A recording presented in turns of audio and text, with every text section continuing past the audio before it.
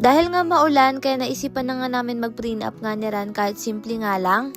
Ang mahalaga naman nga mga mare, meron nga rin tayong remembrance. Bale, itong araw pa lang to mga mare, bala ko nga magpa-trial makeup nga para alamin ko kung ano yung bagay nga sa akin na makeup. Kaya maaga pa nga lang naligo na nga ako mga mare at saktong dumating naman nga sila Kuya Jasen. Bale, sila pala yung makeup artist mga mare at hairstylist. Bale, si Monica nga pala ang nag-recommend nga sa akin. Ang dami ko na rin kasi mga marang sinerch na makeup artist tapos napakalayo nga tapos kailangan mo pang magbayad ng transpo, ganyan. Pero normal lang naman nga yun mga mare, kasama yun. At eto, ang ganda nga ng contact lens dahil bagay nga sa mata ko. Hindi pa nga siya mga mare tapos pero namamangha na nga ako sa pagkakagawa nga sa mata ko. Habang ang kailaman dito mga mare, pagkagising pala ay pumunta sila dito ni mama. Iniwan ko kasi sila mag-ama, tulog pa nga mga mare. Ang gusto ko pala sa makeup mga mare, yung buhay na buhay nga yung mata ko. Ewan ko kasi parang ang ganda kapag ang ganda ng mata mo. Sabi ko nga kay Ranon, okay lang nga mga mare kat simple lang yung kasalamin pero gusto ko nga na maganda nga mga mare yung makeup. Kasi hindi ko naman mga mare naranasan magdibu, kaya sabi ko kahit dito man lang nga sa kasal, makapag-makeup nga ako mga mare at makita ko nga kung talaga naman nga may pagbabago. Tingnan nyo naman nga mga mare si Gail dito habang abala ang tatay niya, busy nga rin dito makigulo. Kung mga oras nga na to mga mare, hindi na nga masyadong umuulan, tas maya maya naman uulan na naman nga. Talagang pabago-bago mga mare ang panahon nga ngayon, kaya sa mga nakakaranas mo ng pagbaha dyan, mag-iingat nga po tayong lahat. Sa ngayon naman mga mare dito, wala pa naman nga masyadong tubig sa harap. At eto nga mga mare, sobrang ganda nga ng pagkakagawa partida, wala pa ang kilayan. Kahit naman nga siguro hindi ko sabihin na maganda mga mare, kita nyo naman nga. Habang minimake-upan nga ako dito mga mare, abay bigla na naman nga bumuhos ang malakas na ulan. Kaya sabi ko sakto walang pasok mga mare, sasamantalahin na nga namin ang lahat ng pwedeng gawin nga ngayong araw. Kahit pa maulan yan mga mare, go na go lang nga tayo. Dahil eto lang din yung medyo maluwag ang oras ko mga mare.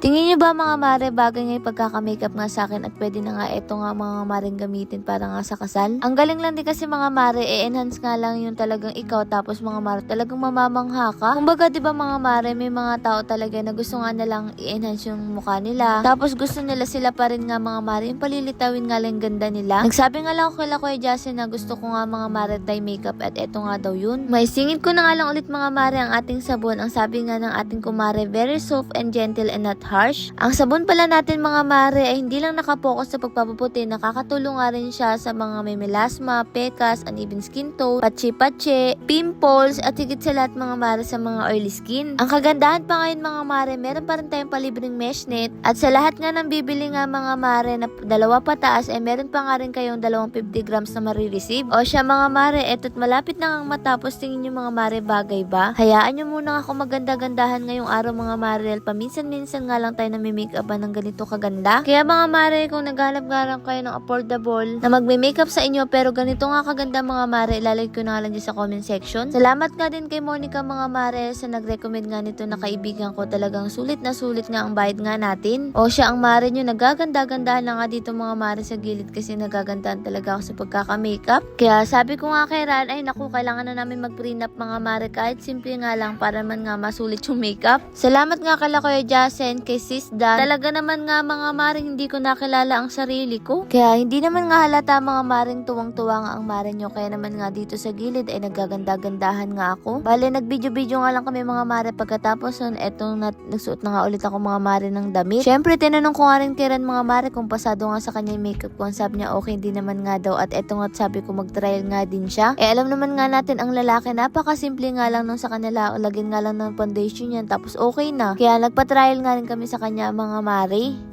Ayun nga, salamat nga ulit kila Kuya Jasen at sa lahat ng team. At eto nga mga mare, inalis ko na nga rin yung extension kasi nga alis na rin kami. Dito nga mga mare, medyo nahagard na nga yung buhok ko dahil nga tinali ko na nga at pumunta nga lang kami dito sa self studio. Dito na lang din namin kasi mga mare naisipan nga mag-print up kahit nga simple lang. Nung mga oras nga na to mga mare, ayan, nag-picture-picture nga lang kami dito at testing pa nga lang to. Ay sus, ang mare yung mga mare, lumolobo na nga. Paano ba naman kasi ang huling timbang ko, nasa 55 na nga ako. Naalala ko nga kay Gail nun bago nga ako mga anak nasa 70. Kaya kahit pa ako mga mare, parang nagmamanas na nga rin. Yung mga sinuot nga namin dito mga mare, sa online nga lang namin to pinagbibili. Buti na nga lang din mga mare dumating, kaya naman nga eto't okay na okay naman nga sa amin. Alam nyo ba, matagal na kami ni Ran pero parang minsan nagkakahiyaan pa nga kami sa mga ganitong moment. Naakala mo naman bago pa lang mga mare, nasa 8 taon mahigit na nga kami. Kaya rin ba mga mare, nararanasan nyo yun? Yung para bang kahit ang tagal-tagal nyo na, meron pang hiyaan pa rin. Tulad nga nito mga mare, siguro nga kung may photographer Pearl talaga masyado kaming mahihiya. Kasi sa mga hindi nakakalam, pares nga kami introvert nga ni Ran, parang nonchalant pa din. Kaya sa mga ganito mga maring prenup, bagay sa amin yung ganito, yung wala ngang photographer. Na kahit papano nakakagalaw-galaw nga kami mga mare na hindi nga masyadong nahihiya. Dito nga mga mare, medyo nahihiya nga kami dito kasi may CCTV dito, syempre baka makita kami ganyan. Pero syempre sa ikagaganda naman nga ng prenup nga natin at balang araw pwede nga namin itong balikan kapag matanda na nga kami. Kapag matanda na kami, makikita ito ng mga apo-apo namin, ganyan. Kaya kapag may ganito nga mga mare, maganda rin naman nga kasi may babalikan ka nga. Alam naman natin, hindi naman nga habang buhay bata tayo. Nakakatuwa nga lang din isipin mga mare, sa dami nga namin pinagdaan ng dalawa. Dito pa rin talaga ang punta nga natin mga mare. Kasi bata rin naman nga kami nagsimula ni Ran. Pero sa kabila nun iba'y pinaglaban namin ang aming pagmamahalan. Hindi rin namin mga mare akalain na dito nga rin tayo pupunta. Siyempre sa isang relasyon hindi rin talaga mawawala yung away, tampuhan, at minsan gusto na rin mauwi sa hiwalayan. Pero ganun talaga mga mare sa isang relasyon. Ang sabi nga, ang pananatili mga mare sa isang tao ay talagang choice nga natin yan. Yung mga pagkakataon kasi mga mare kapag dumadaan tayo sa pagsubok, parang gusto na natin sukan yung relasyon nga natin. Pero kasi kami ni Ran mga mare, kapag dumadating kami sa ganun ay iniisip nga namin na mas marami kami mga pinagdaanan sa buhay. Pero mas tumatatag naman nga isang relasyon mga mare kapag marami kayo na pagdaanan. Doon yung mga mas mapapatunayan mga mare na talaga naman nga kahit ang dami yung pinagdaanan kayo pa rin talaga. Alam ko nga mas marami pa nga mga matatagal na nga sa amin at alam ko na talaga naman nga palagi yung pinipili ang isa't isa. Kayo ba mga mare sa mga tatagal na talagang mag-asawa dyan? Ano yung mga maipapayo nyo sa mga katulad namin bago pa nga lang ikakasal? Masarap din kasi mga mare makinig sa mga talagang matatagal na nga ang kanilang pagsasama bilang mag-asawa. Ano yung mga pwede nyo mga maring ibigay na payo sa kanila or kahit sa amin? Ito nga mga mare, di naman nga halatang kinikilig nga itong dalawang to. Lord, maray pong salamat sa lahat ng blessing at syempre sa inyo mga mare. Paano ba bukas na lang ulit?